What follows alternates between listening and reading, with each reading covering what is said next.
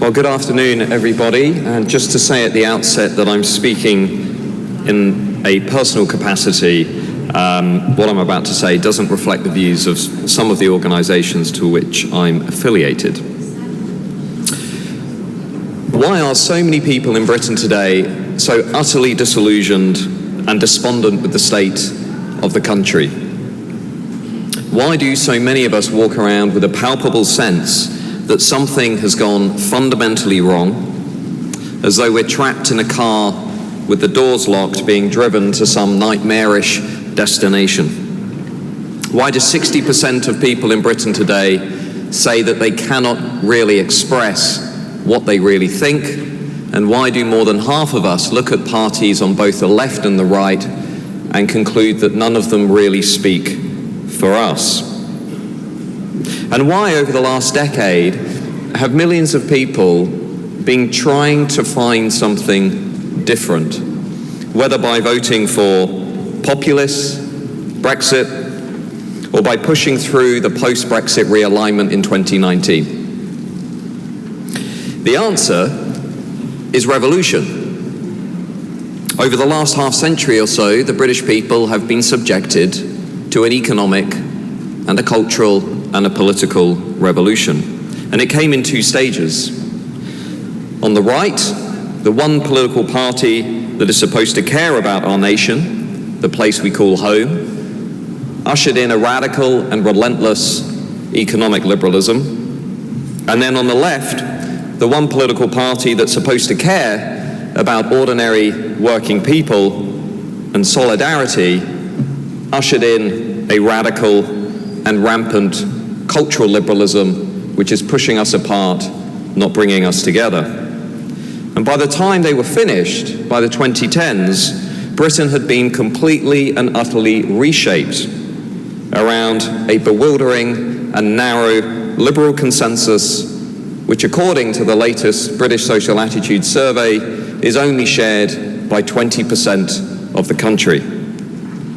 That consensus reflected the values of a new and increasingly narcissistic elite, a minority elite, but which showed remarkably little interest in the values of the majority. And what is this consensus?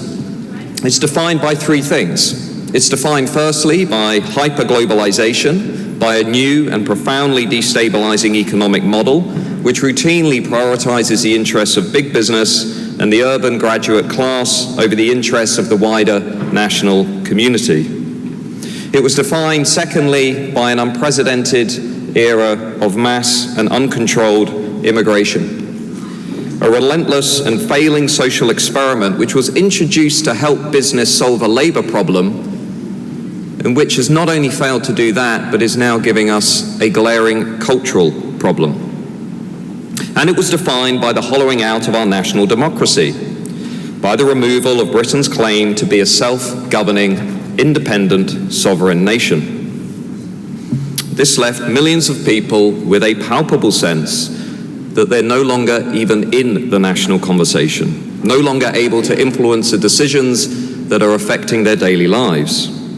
While power was sent up to an insufficiently democratic, to an insufficiently transparent European Union, it was also sent sideways to an array of unelected quangos and institutions which have been rewired to serve the interests of that 20%. We entered what one academic at the time called the era of post-democracy.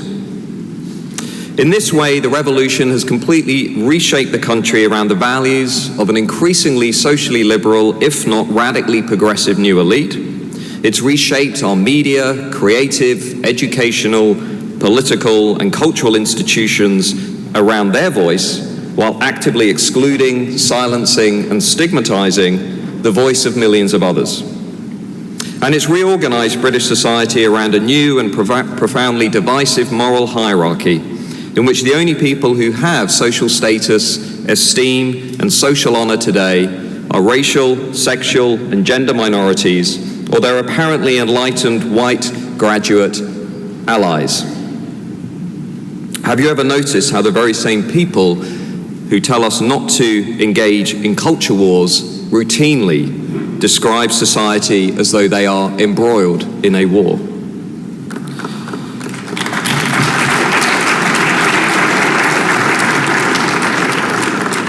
And what's been the end result of this revolution over the last half century? We were told at the time it would lift all boats in society. We were told it would drive growth and prosperity. We were told that things could only get better. We were told that those who asked questions were the closed-minded ones who did not understand the complexity and the reality of the modern world. But now take a look around Britain today. We have a working class that has been battered and broken on all sides by stagnant wages, collapsing living standards, and some of the highest regional inequalities in the industrialized world. And as if that wasn't enough, they've simultaneously been derided and insulted as ignorant thickos, racists, gammons, and bigots by the very people who say they're the most liberal, enlightened, and tolerant of all. And if you spent any time on Twitter over the last month watching the strange reaction to my book, you'll know exactly what I'm talking about. What else do we have? We have white working class kids who are now routinely the worst performers at every level of our education system and who are simultaneously told to reflect on their white privilege and their white guilt. We have universities in my sector that now offer programs that are not even available to those kids, but who simultaneously take endless amounts of money from China.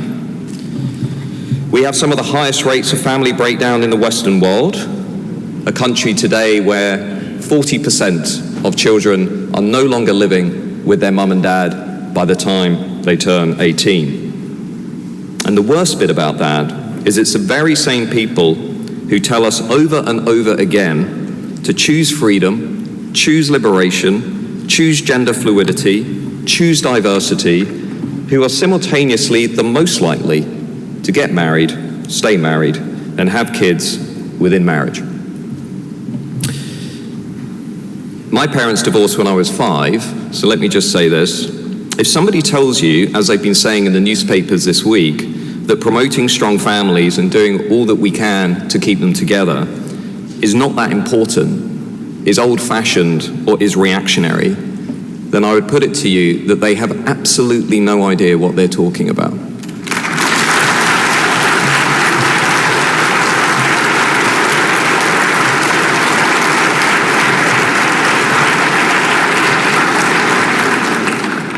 And what else do we have in Britain? We have spiraling numbers of deaths of despair, or what some researchers call slow-motion suicides, where increasingly middle-aged working-class men are slowly withdrawing from society into alcohol and drug abuse and loneliness, which, as Miriam Kate said yesterday, is what happens when you strip meaning and purpose and dignity from people's lives. They give up on a society which has very clearly given up on them. We've completely hollowed out and overturned our communities, exposing them to rates of economic and demographic change which make the very notion of community impossible. They've become places where too many people feel that while they used to be surrounded by neighbors who knew them, now they're surrounded by people who don't know them at all. And we've got a new elite who are increasingly invested in not just radical woke progressivism, but the idea of asymmetrical multiculturalism, who tell us over and over again that you can celebrate every identity, culture, and history around the world so long as it's not your own, who are more interested in attacking than celebrating who we are, and who have gone all in on what Sir Roger Scruton once called the culture of repudiation, who say that you can only celebrate your distinctive British and English identity so long as you repackage that identity as a celebration of the universal liberal themes of diversity and multiculturalism. Britain is a remarkably welcoming and tolerant nation, and if you look at the evidence in the social sciences, it shows clearly that we are one of the least racist societies in the world today, which is why so many people want to call it their home too. But to say that diversity is the entire basis of who we are is like saying we have no identity of our own.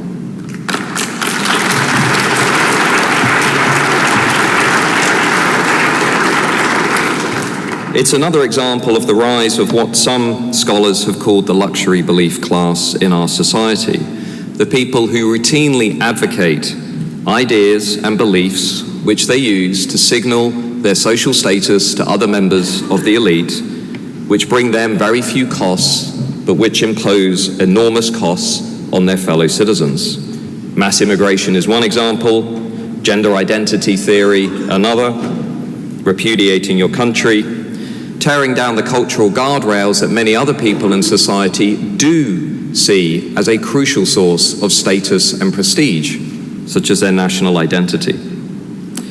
And this is an important point, because whereas the old elite used to derive their status from money, from goods, from estates, from titles, the new elite increasingly derives its status from radical progressivism, which is why we also have what we can see in our schools, children being sexualized, openly politicized in the classroom by the state, exposed to political belief systems which have no serious basis in science.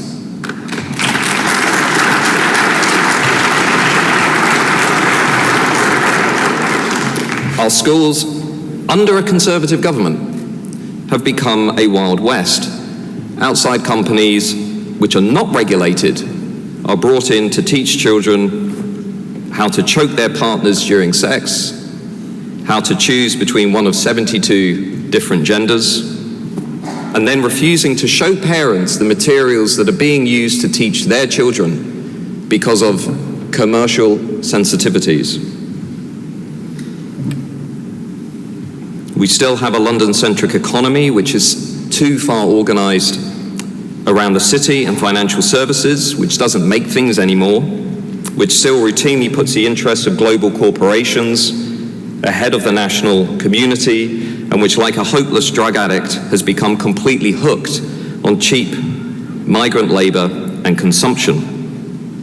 And we have a national conversation which now talks endlessly about a housing crisis, but doesn't seem to have figured out that while we're building around 200,000 homes, we're currently scheduled at the end of this month to see net migration rise to somewhere around 700 or 800,000. Many prominent journalists and commentators who have supported this broken consensus have spent much of this week furiously attacking this conference, trying to silence any criticism of that consensus.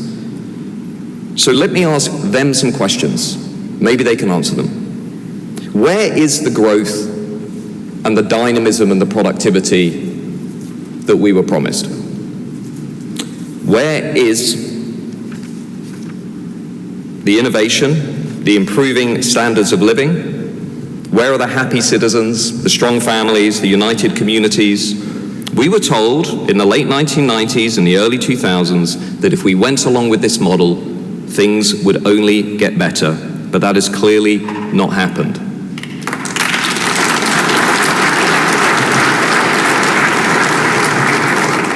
The economists were wrong. Tony Blair was wrong. David Cameron and George Osborne were wrong.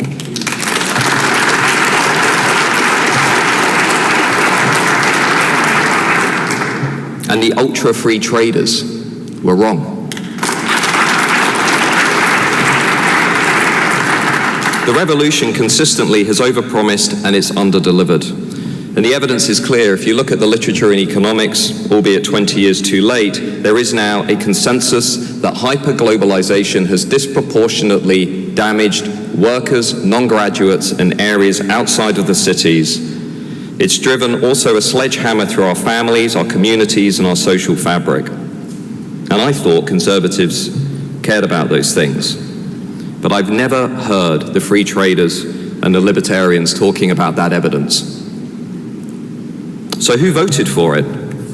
Nobody voted for it. That's why over the last decade, millions of people have been pushing back, have been staging a counter-revolution. And somebody once said that all political realignments are surrogates for revolution. And that is exactly what we're living through today. Millions of people trying to stage a counter-revolution against this broken consensus, against this broken political project. And they say, well, those voters didn't know what they were voting for. They're just idiots. I sit in focus groups with voters all the time. They knew exactly what they were voting for. They were voting for national, not global interests. They were voting for lower, not higher immigration. They were voting for more, not less of a voice in the national conversation. They were voting for slower, not relentless change. They were voting for communities, not individuals. And they were voting for, not against, our distinctive culture, identity, and history.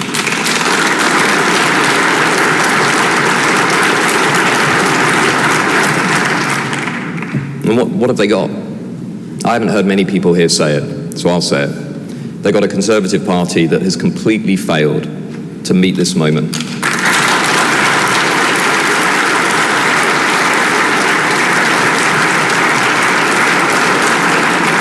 A party that's obsessed with rehashing 1988. A party that's obsessed with economic freedom without realizing that voters today are as much concerned with cultural freedom as GDP. Party which talks over and over and over again about slowing down and lowering immigration, only to put the pedal down and take us to even higher levels. A party which talks about reducing people's dependency on the state and welfare, and now presides over nearly 5 million of our fellow citizens depending on welfare while turning to mass immigration to fill the gaps. A party that tells us we now have high-skill immigration and lowers the salary thresholds to 20,000. A party that said it's interested in protecting Britain's interests and then removes the requirement for companies to advertise jobs in Britain first.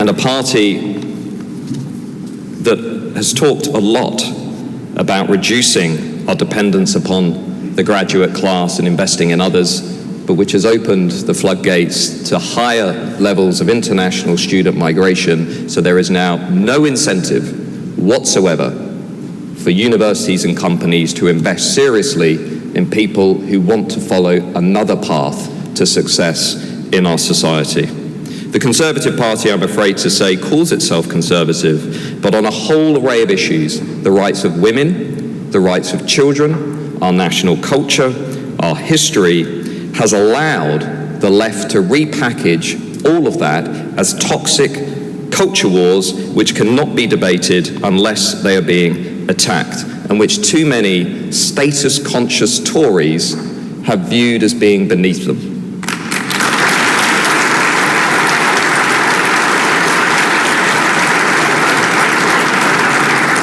So after 13 years of Conservative government, we're left with more mass immigration, more London-centric economics, more rampant hyper-globalization, more institutions which only represent the values of the new elite and increasingly attack everybody else, a party that no longer really knows what it is or what it's doing, and a party which I think has never really invested in the people who invested in it. Thank you.